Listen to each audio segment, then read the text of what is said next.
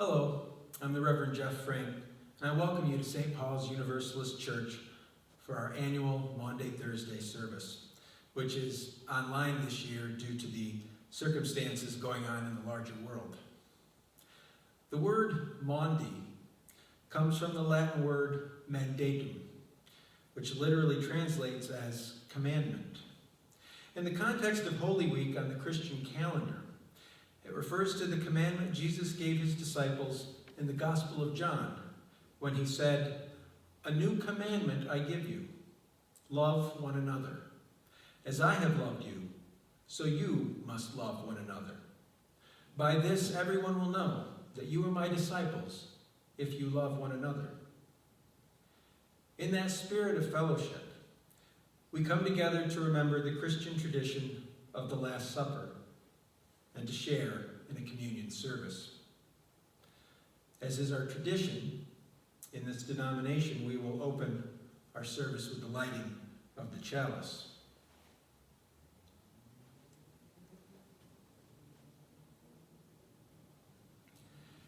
We light this chalice as a symbol of our gathered community and of the divine spark in each of us.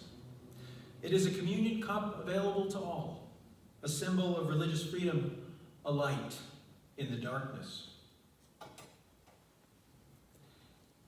Friends, the prophet Jesus, who was born in Nazareth of Judea and who was crucified and died outside the walls of the city of Jerusalem, in a final witness to his faith and in hope of bringing closer that final harmony of all things with the divine, which he called the kingdom of God, left no written record of his preaching. His sayings were preserved among his followers and among the common people, and were finally written down in narrative versions of his life and messages called Gospels or Good News. And from the Gospel according to Matthew, we find these words: "Come to me, all you that are weary and are carrying heavy burdens, and I will give you rest. Take my yoke upon you and learn from me, for I am gentle and humble in heart, and you will find rest for your souls. For my yoke is easy and my burden is light." And from the Gospel according to Luke, we find these words: "If any want to become my followers, let them deny themselves and take up their cross daily and follow me. For those who want to save their life will lose it, and those who lose their life for my sake will save it." We are not gathered here because we have dared to give up our life or because we ever willingly take up the crosses we must bear in order to follow Jesus. We are here because his words and his example are an inspiration in the life we have chosen.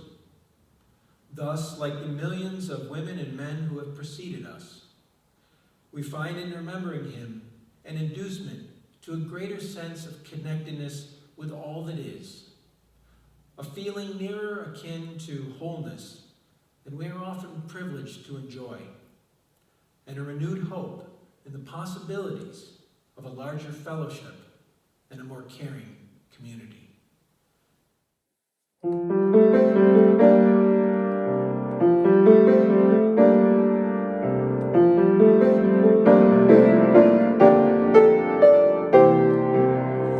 Blessed by the bread, graced by the wine, claimed by the love, holy divine.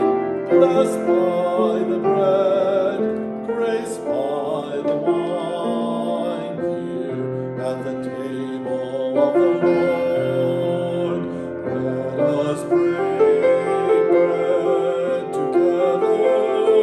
Let us break bread together. Blessed by the bread, graced by the wine, led by the Spirit to let our light shine. Blessed by the bread, graced by the wine, here at the table of the Lord. Here at the table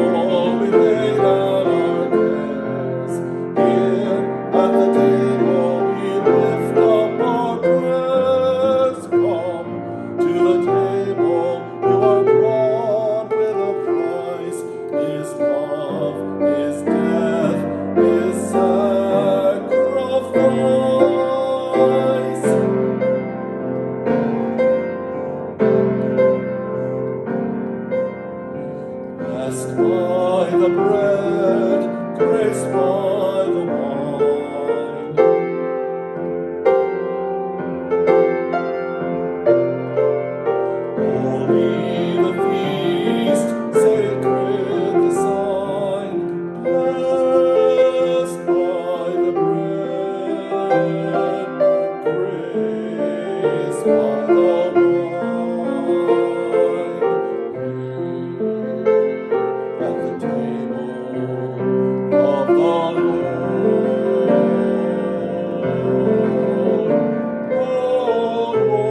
Lord, have mercy on me. At the table of the Lord.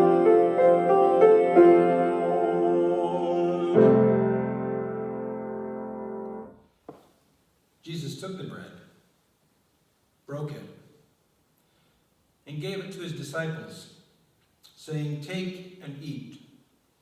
Do this in remembrance of me."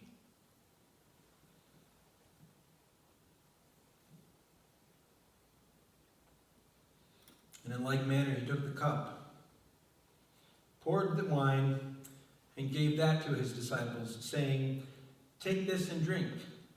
Do this in remembrance of me."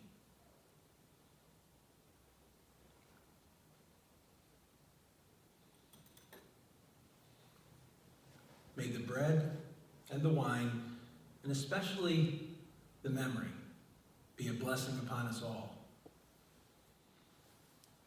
And now go forth, secure in the message of our Universalist heritage, a heritage which can be traced back to the ministry of Jesus. It is a message of love, an unconditional love that is greater even than death. Go in peace, knowing that no earthly power can separate you from this love.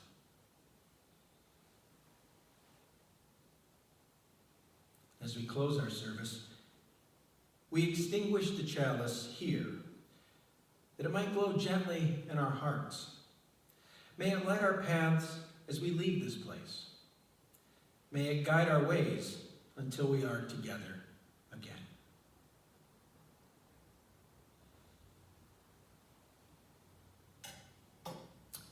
And Mark will end our service with, "Were you there?"